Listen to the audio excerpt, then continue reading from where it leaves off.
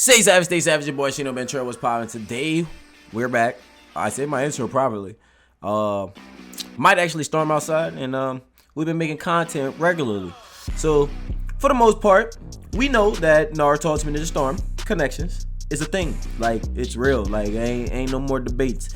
It's not Naruto Ultimate Ninja Storm 5 like everybody wanted, but at the end of the day, it is a continuation of the Storm series. But nonetheless, we gotta say goodbye to motherfucking Storm 4, bro.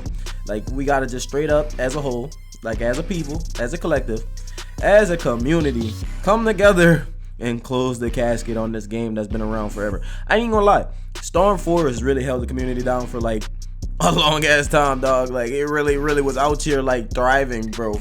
Like, probably one of the longest running Storm games, like standalone. And what I mean by is, like, you know, there's like Storm 1, 2, 3, there's Revolutions, all that shit. Like, I mean, like, it was like its own thing, just chilling. Like, you know what I mean? People let it carry itself for a while. Like, we thought we were gonna get a whole new installment into the series or some shit like that, but Storm 4 held its own. But that aside, today I'm here to talk about Naruto Storm connections, obviously. My whole thoughts about the game as a whole is like, okay, we know we're gonna get a shit ton of characters that we were been supposed to get. We're gonna get a new story. Obviously, there's gonna be an introduction of like this Boruto Sarda side story, which I think is gonna be really awesome to have. Finally, we got a little bit more stuff about Boruto and Sarda, because it's like, it's always Naruto x Boruto, but there's never really that much about Boruto aside from like the original shit. And maybe we could get like all of the new Leaf kids in that bitch. That's what I'm saying. Like Denki, Iwabi, like Metal Lee, like all of them. We need everybody. Like, it don't make no sense to keep seeing all these characters and we don't have access to them. Like, even in Naruto Shinobi Strikers, like, there's all these Leaf kids, but you don't really get to play as them. You don't use none of their abilities. You don't know about Inojin. You don't know about Chocho, Shikadai. You don't know about, like, you know, Gara-san and all them. Like, there's a whole clique of like fucking new generation ninjas with all these different abilities, like Kagura and all them, like ready to go crazy, but we can't fuck with it yet. We haven't got access to it. So it's like they could drop all that shit into this, right? So they could go ahead and dump so much information into this game and so many characters, right? But another thing that I want to talk about is like, all right, I don't know if you guys remember when like Pill Guard and shit was introduced, or like the counter was introduced, or even leader switching / awakening shits. Like, those weren't mechanics that were in the game right away, right? So those were mechanics that were in the game over time, you know, and like as the game continued, like Storm 1, 2, and 3, you know, a new mechanic was introduced every new storm. You know what I'm saying? So like, all I can think about is like, what would be the secret mechanic for Naruto Boruto connections? Like, you know what I'm saying? Like what would really be the secret mechanic? Cause like right now we have like a lot of shit. Like, even in some instances, we thought we were gonna have like these amazing wall battles, like fighting on wall battles. You know what I'm saying? Because obviously they're ninjas and shit. We thought we was gonna get some shit like that. And if you looked into the story mode, you saw like, obviously we had NPC fights where it fought on walls. So we thought that was gonna be a thing. And then if you look at like the My Hero games, you obviously see the wall mechanic. So, you know, you thinking, hey, maybe they might throw that in there, but it's like, how detrimental will that be to online or competitive? You know what I'm saying? Like, what would be the new mechanic? Like, what could you see being like the new thing? Because like right now, I'm just trying to like put together a bunch of shit. Because like, you know, the counter, like guard break, you know, leader switching, like, you know, awakening, even with like the different supports. Because you remember you got dash cut, you had like the guard, you had the attack. You know, we watched Naruto really like change, right? We watched it evolutionize like to the max. Like, it was literally adaptation then evolving at the same time. Like, it adapted, then it just started evolving, right? We just kept playing and adapting as the game kept evolving.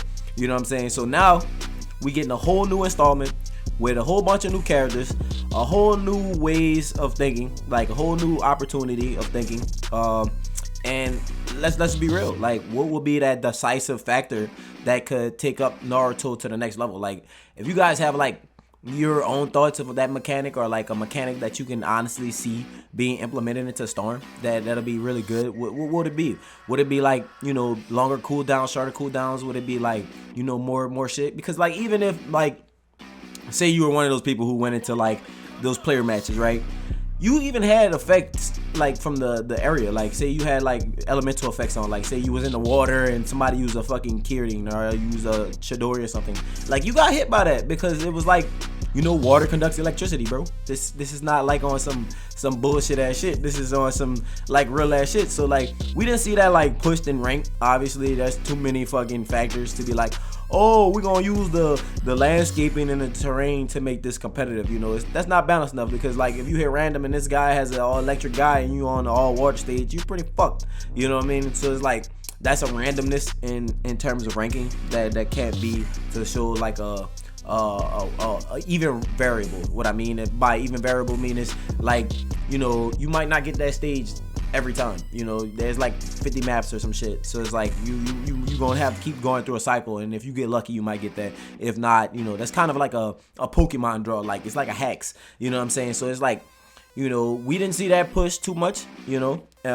Like I said, the guard break pill was kind of like, that was kind of like some taunting shit, bro, because then you had those people who blocked all day, and then you just kind of like, you know, you was like, oh, you want block, and you just ran up on them and you just really like smacked them with ultimate. Like that honestly, that's how I ran with that shit.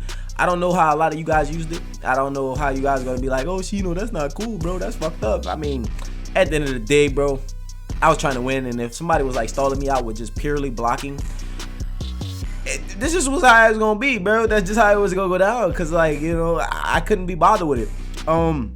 I remember like they had the counter in the beginning. It's different now, but I like the way it is because it really surrenders your chakra. So like even with that, like, you know what I'm saying, the chakra balancing, that shit levels itself out. So it's like you can't overly spam counter.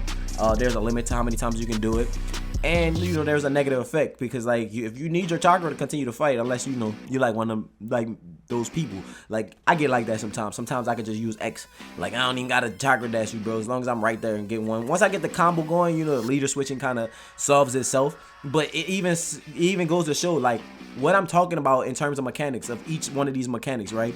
Like look at leader switching. Leader switching supplements for dashing and using chakra depending on like certain instances. You know what I'm saying? So you can preserve a lot more. I mean, you might be sacrificing your support skill or like an attack, but like you can still do some shit. So it's like even when I talk to you guys about these rounding factors, all these different variables, like what can we add to Naruto Storm connections to make this something that's like, whoa? Honestly, they could just polish it up, make it really smooth, add a bunch of characters, give us stories and insights on different things without having to add that mechanic. But I don't know, I feel like it's been a really long time. Like it's been a real long time. Honestly, most of us thought that, you know, we wasn't gonna get a game or anything. We thought Naruto was just gonna be on the back burner for a long time, especially after Shinobi Strikers. You know, we thought we were going on the battle royale rep pat and shit like that. So, you know, that's just really what we thought we was gonna have. So as far as like gaming wise, this was something that I wasn't expecting. As something I wasn't expecting, I'm just excited to be a part of it. Like fuck, we got some more shit to be worried about, some more shit to be excited about. So let me know your personal thoughts and personal opinions about the secret mechanic that may or may not be dropped in Naruto Storm Connections. If you guys are excited, if you guys have any characters you would like to see, let me know those characters in the comment section. I might make a video about some, you know, characters I would want to see specifically in the game due to their like weird abilities and shit like that. So with that being said, my name is Shino Ben Trill. Stay true and stay real. Until next time, see you guys later. Bye.